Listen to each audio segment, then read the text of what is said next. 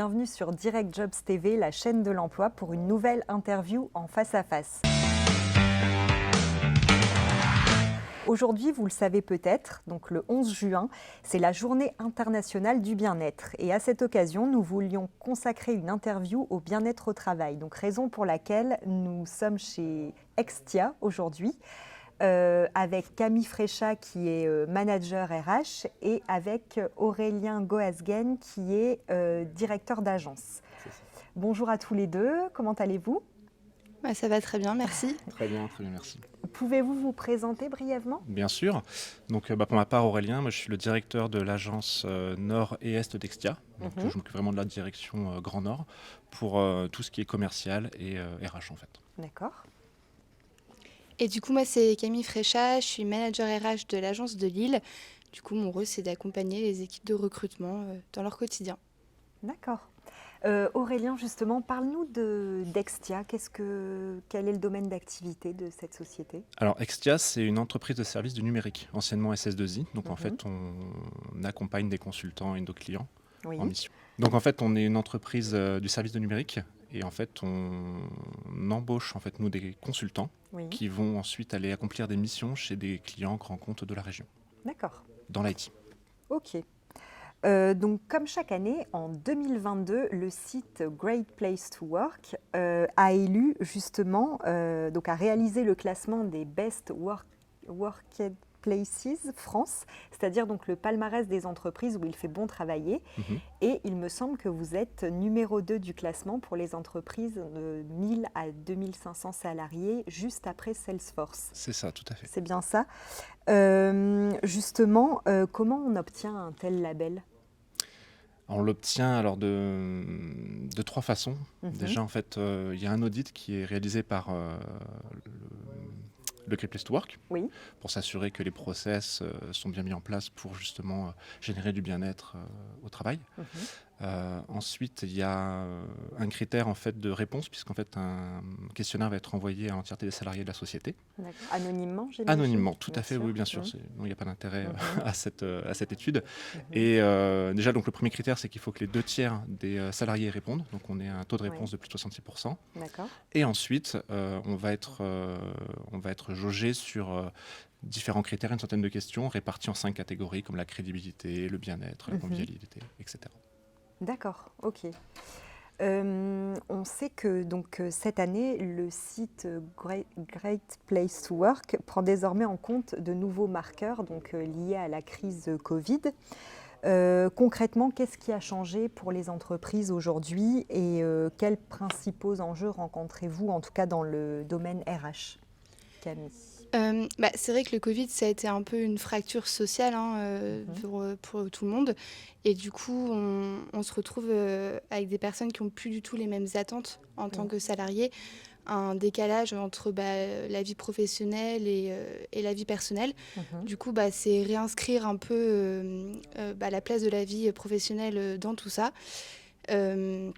Et du coup, demander beaucoup de flexibilité de la part des entreprises. Enfin, il y a une flexibilité qui est demandée de la part des entreprises, notamment sur la partie télétravail, chose qui n'était pas forcément le cas avant. Et nous, nos enjeux du coup principaux, ça va être en termes de recrutement et aussi du coup en termes de fidélisation des salariés, parce qu'on a beaucoup de profils qui se sont pas mal posés de questions. Le marché a totalement explosé là du coup suite au Covid, et aussi on a la nécessité de recréer du lien avec nos salariés suite à des longs mois de distanciel. D'accord. Ok. La qualité de vie au travail est devenue un sujet majeur donc, ces dernières années.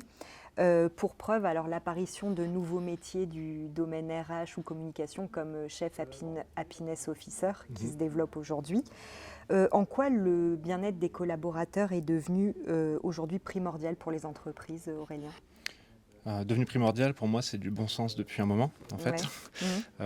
Tout simplement parce que, en générant du bien-être au travail, on va provoquer, en tout cas donner l'envie aux collaborateurs de donner le meilleur de soi aussi en mission, et donc générer de la satisfaction client et de la valeur ajoutée chez nos clients, qui va nous permettre, nous, de prendre des parts de marché, de générer de la croissance et de pouvoir le rendre aux consultants, aux salariés. Et voilà, le cercle comme ça est généré.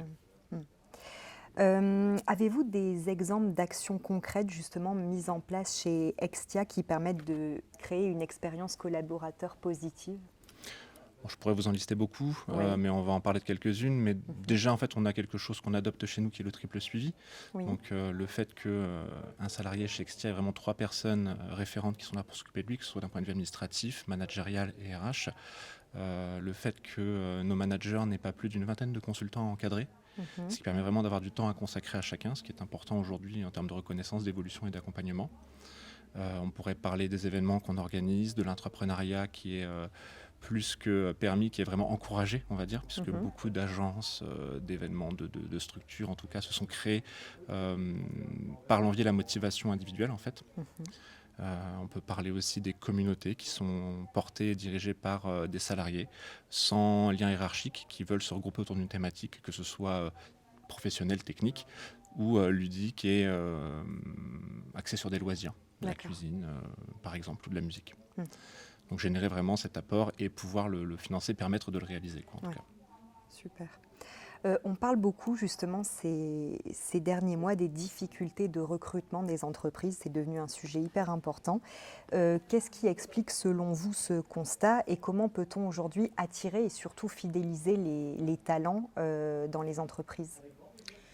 En tout cas, pour notre part chez Extia, c'est vrai que le numérique, c'est un peu le cheval de bataille de beaucoup d'entreprises.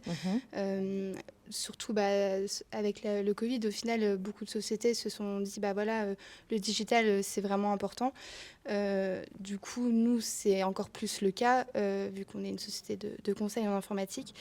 Et c'est vrai que le candidat, il a vraiment le choix sur le marché. Il y a un vrai décalage entre l'offre et la demande. Oui. Donc, du coup, ça a fait que amplifier ça.